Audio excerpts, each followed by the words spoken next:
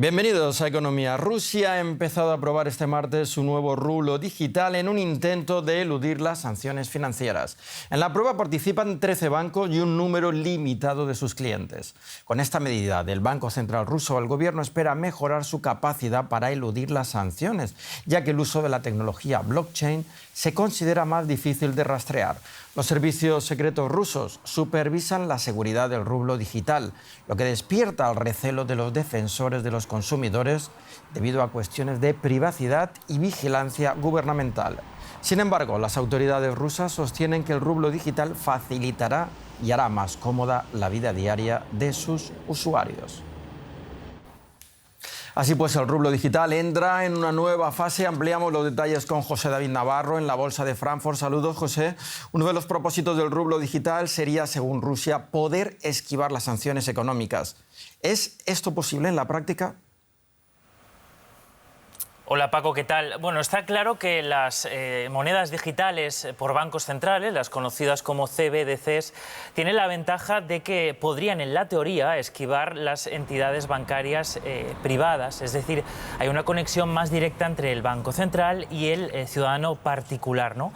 Pero, y esa sería una ventaja para Rusia frente a las sanciones, porque le permitiría esquivar el uso de bancos, ¿no?, que podrían ser objeto de sanciones, y también, eso es importante, la infraestructura, muchas veces controlada por empresas de Estados Unidos o de Europa, como ha pasado, ¿no?, con el sistema SWIFT. Dicho esto, esto sería como un poco la práctica, en la teoría, perdón. En la práctica, Paco, muchos economistas piensan que no sería para Rusia tan fácil solo el hecho de tener un rublo digital, el esquivar las sanciones. Uno de los puntos que remarcan es el hecho de que qué pasaría con las transferencias transfronterizas. La otra parte necesitaría también utilizar esa misma tecnología, ser compatible, y el desarrollo de todo ello podría llevar años. Y otro de los puntos interesantes es que, si lo pensamos, el rublo en realidad no tiene mucho interés, o un interés mínimo como moneda en las transacciones comerciales, si lo miramos en términos muy generales, y mucho menos como moneda de reserva de valor. Así que no habría ningún cambio, ninguna ventaja en la práctica entre utilizar el rublo como ahora y un rublo digital. Rusia en realidad no es el único país, ni mucho menos, que está desarrollando su propia moneda digital. ¿Qué otros países podríamos decir que ya han creado la suya o están muy cerca de conseguirlo? Sí, bueno, el caso, Paco, más emblemático, podríamos decir, que porque fue el primero, fue Bahamas, ¿no?, que desarrolló el bautizado como Sand-Dollar. Después le han seguido en estos últimos par de años otros 10 países, perdón, para formar un grupo de 11. Y después tenemos como un grupo de 20 países, y más Rusia, que están en el proceso ya piloto. De estos países destaca sobre todo China, que ha lanzado un proyecto piloto que alcanza a 185 millones de ciudadanos. Y de hecho, los últimos datos o más recientes apuntan a que las transacciones, muy interesante, habrían alcanzado los 249.000 millones de dólares en transacciones utilizando el yuan digital. Y por último tenemos a Europa o a Estados Unidos, que, Paco, todavía están en la fase de desarrollo. Gracias, José David, desde Frankfurt. Tiempo ahora de ir a nuestra región. El expresidente ecuatoriano Rafael Correa advierte de que si la candidata de su movimiento, Luisa González, gana las elecciones en Ecuador, rechazarán el Tratado de Libre Comercio con México y la entrada a la Alianza del Pacífico, argumentando que sería perjudicial al usar el dólar estadounidense como moneda. Por otro lado, tras el asesinato del candidato presidencial Villavicencio, Ecuador reflejó un repunte en su riesgo país. La prima de riesgo asociada a los bonos de 10 años aumentó a 58 puntos en los últimos 3 meses. Este indicador convierte a Ecuador en la segunda economía del continente con mayor riesgo país, por encima incluso de Venezuela y El Salvador.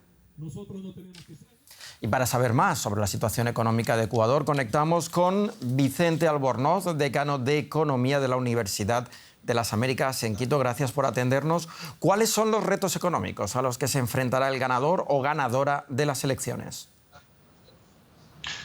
El ganador o ganadora de las próximas elecciones, de las elecciones de este domingo, tendrá que enfrentar dos tipos de retos económicos. Por un lado, problemas estructurales, y por otro lado, temas fiscales.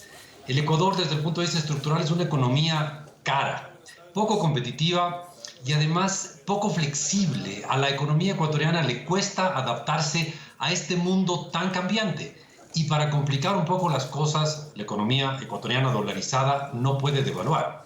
Y por otro lado, enfrentamos temas fiscales, un gobierno con un importante déficit y además con serias dificultades para conseguir créditos. Bien lo decía usted, con un alto riesgo país, lo cual encarece cualquier crédito para el Ecuador. Por otro lado, como mencionamos, Rafael Correa dijo que si gana su candidata Luisa González rechazará el Tratado de Libre Comercio con México, así como el ingreso a la Alianza del Pacífico. ¿Cuáles son las razones que da? A ver, es complejo entender el razonamiento que está atrás de esa declaración, porque la economía ecuatoriana es una economía más bien pequeña. El PIB de Ecuador equivale a 1/1000 del PIB del planeta. Entonces, nuestra única oportunidad de crecer es hacia afuera, llegando a los grandes mercados del mundo. Pero si una economía tan grande como Alemania busca integrarse en el mundo, es absurdo que una economía como la del Ecuador no lo haga siendo pequeña. Es difícil entenderle a la declaración de Correa. Yo sospecho que hay sobre todo temas ideológicos por atrás, una desconfianza de integrarse con economías grandes y democráticas. Pero no, recordemos que cuando él fue presidente sí se hizo algunas cosas para acercarse a economías como la venezolana o la iraní, las cuales no son ni grandes ni democráticas. Vicente Albornoz, muchísimas gracias por estas informaciones. Un gusto. Y en un camión ataviado con figuras de un cóndor, un guacamayo y una boa, activistas y comunidades indígenas recorren provincias de Ecuador para promover el sí en la consulta popular del Yasuní. El referéndum, que se celebra también este domingo, busca decidir sobre la extracción de petróleo en la reserva de la biosfera. Esta consulta se realizará tras la reciente cumbre amazónica que se celebró en Brasil. Indígenas y activistas dirigieron una caravana a través de varias provincias de Ecuador para promover el sí en una consulta popular que busca frenar la explotación petrolera en el Yasuní, una rica reserva natural. Hemos salido para decir al frente, para que escuchen los gobiernos, los ecuatorianos y el mundo de Ecuador, para que sepan, Yasuní es casa de nosotros. La caravana ambientalista recorrió 12 ciudades en 4 provincias, intentando conseguir votos para evitar la explotación del petróleo en el Parque Nacional Yasuní. Hoy es el momento de salvar nuestra vida, que hoy es el momento de demostrar al mundo entero que sí se puede con la decisión ciudadana. El referéndum para decidir si se debe extraer o no el petróleo en el Yasuní se celebrará el 20 de agosto, el mismo día de las elecciones presidenciales, empañadas por el reciente asesinato del candidato Fernando Villavicencio, segundo en la intención de voto. Los ecuatorianos estamos consternados por la situación del país y queremos paz en este país, pero también pedimos paz en la selva. Pedimos paz en la selva para los niños, para las mujeres que habitan ahí y que están ahorita sufriendo con los impactos de la industria petrolera. La consulta popular ha dividido a la población ecuatoriana. De un lado están las comunidades indígenas que rechazan la actividad petrolera, alegando contaminación por derrames de crudo, y del otro los ciudadanos que ven en la industria fuentes de trabajo y progreso. El Parque Nacional Yasuní, ubicado en la Amazonía, es una reserva de la biosfera donde viven alrededor de 150 especies de anfibios, 600 especies de aves, así como 3.000 especies de flora, por lo que es una de las áreas con mayor biodiversidad del planeta. El argumento en contra de la extracción del petróleo es complejo, ya que Ecuador perdería grandes ganancias económicas.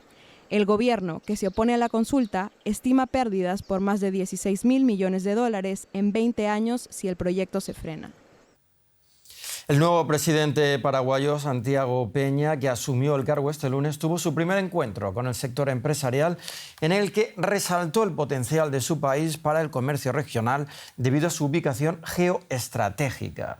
En una conferencia celebrada en el Banco Central del país, Peña destacó la ubicación clave de Paraguay en el proyecto del Corredor Bioceánico, una carretera que atravesará Chile, Argentina, Bolivia, Brasil y Paraguay, conectando así el Atlántico con el Pacífico.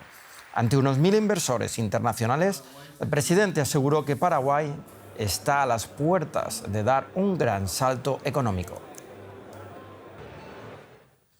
El Fondo Monetario Internacional contactó con el candidato más votado en las primarias del domingo en Argentina, el economista Javier Milei, tras conocer los resultados, como lo hace de manera regular con un amplio rango de referentes políticos y económicos de distintos países, incluidos candidatos presidenciales. Así lo confirmó el FMI.